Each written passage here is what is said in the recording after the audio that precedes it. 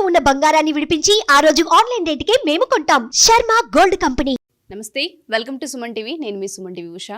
2025 సంవత్సరానికి సంబంధించి 12 రాశుల వారు అసలు ఏ విధంగా ఉండబోతుందో ప్రత్యేకించి అడుగుతూ ఉంటుంటారు. ఎస్పెషల్లీ 12 నెలల్లో కనుక మనం చూస్తే ఏ నెల కలిసి వస్తూ ఉంటుంది, వ్యాపారంలో కావచ్చు, సంతానంలో కావచ్చు, లేదంటే వివాహానికి సంబంధించి కావచ్చు, పెట్టుబడులు పెట్టొచ్చా, సంతానం విషయంలో ఈ టైంలో మేము డెసిషన్ తీసుకోవచ్చా, వివాహానికి సంబంధించి మేము అప్రోచ్ అవ్వచ్చు అని అడుగుతూ ఉంటుంటారు. అండ్ దాంతోపాటు రిలేషన్షిప్ ఎవరైతే భార్యాభర్తలు ఉంటుంటారో మాకు ఏ విధంగా ఉంది, ఒడిదుడుగులు కనిపిస్తూ ఉన్నాయి అని మాట్లాడే వాళ్ళు ఉంటూ ఉంటారు. సో సంవత్సరాంతం ఏ విధంగా ఉండబోతుంది, ఏ విషయాలలో జాగ్రత్తలు వహించాలి, పెట్టుబడులు ఏ నెలలో పెడితే కలిసి వచ్చే అంశాలు ఉన్నాయి అన్న విషయాలపైన మనతో పాటు జంధ్యాల లత గారు ఉన్నారు. ఆవిడని అడిగి తెలుసుకుందాం. నమస్తే లత గారు. నమస్తే అమ్మా. కన్యా రాశి వారికి కనుక మనం చూసుకుంటే 2025 సంవత్సరాంతం అసలు ఏ విధంగా ఉండబోతుంది అంటారు? ప్రత్యేకించి ఈ రాశి వారు ఏ నెలల్లో జాగ్రత్తలు వహించాలి అంటారు? ఈ రాశి వారికి ఏంటంటే 2 విషయాలతో వీళ్ళు ఎక్కువ ఇబ్బంది పడుతుంటారు. ఒకటి ప్రొఫెషన్, 2 ఆర్థికపరమైన విషయాలు. అంటే ముందర తీసుకున్న రుణాలను తీర్చాలి అని ఎంత గట్టిగా వీళ్ళు ప్రయత్నం చేస్తూ ఉంటారో అది చాలా గట్టి ప్రయత్నంతో వాళ్ళు పూర్తి చేయగలుగుతుంటారు. ఈజీగా రావట్లేదు. అందుకని ఏంటంటే ఒక రకంగా చెప్పాలంటే కొంత అడ్జస్ట్మెంట్స్ చేసే అవకాశాలు ఎక్కువగా ఉన్నాయి. అంటే ఒక దగ్గర లోన్ తీసుకొని దాన్ని మళ్ళీ ఇంకొకరి దగ్గర తీసుకొని దాన్ని అడ్జస్ట్ చేస్తూ వస్తారు. అందుకని ఈ రాశివారు ముఖ్యంగా ఇలాంటి అడ్జస్ట్మెంట్స్ మానేయాలి. అడ్జస్ట్మెంట్స్ ఎప్పుడైతే వీళ్ళు మానేస్తారో ఆటోమేటిక్గా వీళ్ళకు ఒక క్లారిటీ వస్తుంది. లేకపోతే ప్రతి చోట కూడా వీళ్ళకి అప్పు అనేది కనపడుతూ ఉంటుంది. అందుకని కన్యారాశి వారు ఈ సంవత్సరం ప్రతి చోట అప్పు చేయడం మానేయాలి. అప్పు తీరట్లేదు అన్న ఇది మాత్రం ఉంటుంది, అప్పు కూడా తీరుస్తారు.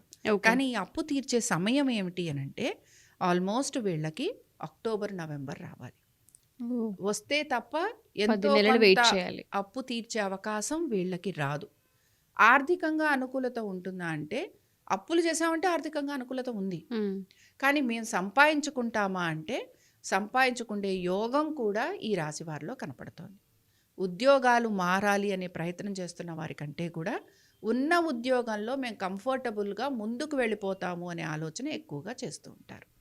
అందుకని ఏంటి, ఉన్న ఉద్యోగంలో కంటిన్యూ అవ్వటం, అలాగే దాన్ని కంఫర్టబుల్గా మార్చుకోవటం, దానిలో వీళ్ళకి కొంత చిన్న చిన్న మార్పులు ఉంటాయి. ఆర్థికంగా వీళ్ళకి ఏదైనా ఇంక్రిమెంట్స్ రావడం కానీ ఇలాంటివి ఉంటాయి. కాబట్టి ఇది వీళ్ళకి బాగుంటుంది. కొత్త ప్రాజెక్ట్స్ తీసుకుంటున్న వాళ్ళు ఎవరైతే ఉంటారో, ముఖ్యంగా వ్యాపారస్తులు ఎవరైతే ఉంటారో, బిజినెస్ మెన్ ఎవరైతే ఉంటారో వారికి అద్భుతంగా కలిసి రాబోతుంది.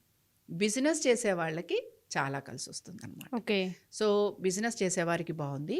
పార్ట్నర్షిప్స్లో ఉంటున్న వారికి కూడా ఈ సంవత్సరం అంతా బాగుంటుంది. బిజినెస్లో పార్ట్నర్షిప్స్లో ఉన్న వాళ్ళకి, భార్యాభర్తలకు కూడా అక్కడ గ్రహాల మార్పు కూడా ఉంటుంది కనుక చాలా వరకు ఒక అండర్స్టాండింగ్లో ముందుకు వెళ్ళిపోతారు. ఏమైనా మిస్అండర్స్టాండింగ్స్ కనుక కలిగి ఉంటే ఈ కన్యారాశి వారికి అక్కడ వాళ్ళు ఒక అండర్స్టాండింగ్కి వచ్చేందుకు ప్రయత్నం చేస్తుంటారు. ఎవరి గురించి అండర్స్టాండింగ్కి రావాలనుకుంటారు? వారి యొక్క సంతానం గురించి అండర్స్టాండింగ్కి రావాలనుకుంటారు. ఇప్పుడు భార్యాభర్తల మధ్యన ఏమైనా మనస్పర్ధలు వచ్చాయి, వాళ్ళు తలా దిక్కున ఉన్నారనుకుందాం. ఈ సంవత్సరంలో పిల్లల గురించి వాళ్ళు ఒక డెసిషన్ తీసుకొని కాంప్రమైజ్ అయ్యి కలిసేందుకు ప్రయత్నం చేస్తారు. కాబట్టి ఇది కూడా ఒక రకంగా మనం మంచిగానే పాజిటివ్గానే చూడాలి. ఆరోగ్యం గురించి మీ భార్యాభర్తల్లో ఒకరికి కొంత చిన్న చిన్న అనారోగ్య సమస్యలు ఉంటాయి, కాబట్టి దాని గురించి కొంచెం శ్రద్ధ వహించడం. ఇందాక నేను చెప్పాను కదా, రుణానికి సంబంధించి ఆర్థికపరమైన విషయాల గురించి ఇలాగ వీళ్ళకి లైఫ్ అంతా అంటే ఆల్మోస్ట్ ఈ సంవత్సరం అంతా కూడా ఇలాగే ముందుకు వెళ్ళిపోతుంది. ఓకే, సో ఓవరాల్గా కన్యారాశి వారికి అయితే చాలా వరకు బాగుందని మనం చెప్పుకోవచ్చు. బాగుంది అని అంటే ఈ ఆర్థికపరమైన విషయాలలో తీసుకుంటున్న డెసిషన్స్ చాలా జాగ్రత్తగా తీసుకోవాలి. ఎందుకంటే రుణాలు తీర్చే క్రమంలో మనం అధికమైన రుణాలు తీసుకునే అవకాశం ఉంది కనుక, అంటే ఒక రుణం తీర్చడం కోసం ఇంకొక చోటికి వెళ్ళి మళ్ళీ ఇంకొక లోన్ తీసుకుంటాం. ఈ లోన్ క్లియర్ చేస్తాం, కానీ ఆ లోన్ ఉంటుంది కదా, ఆ విధంగా వీళ్ళు దాన్ని క్లియర్ చేసేందుకు ప్రయత్నం చేస్తుంటారు. అందుకని అలాంటివి చెయ్యకుండా వేరేగా కొత్తగా లోన్స్ తీసుకోకుండా గనక వీళ్ళు ఉండగలిగితే వీళ్ళకి కొంత అనుకూలత ఉంటుంది. సంతానానికి కూడా చక్కటి అభివృద్ధి కనపడుతుంది. బట్ ఇది ఎప్పటి నుంచి ఉంటుందంటే almost December, October, November, December ఆ టైం నుంచి బాగుంటుంది. అందుకని వీరి సంతానం ఎలా ఉంటుంది, లేకపోతే స్కూళ్ళకి వెళ్ళే పిల్లలు ఉంటారు, కాలేజీలకు వెళ్ళే పిల్లలు ఉంటారు, ఇలాంటి వాళ్ళందరికీ కూడా ఈ పీరియడ్ చాలా వరకు అనుకూలంగా ఉంటుంది. Thank you ma'am, thank you so much. నమస్తే.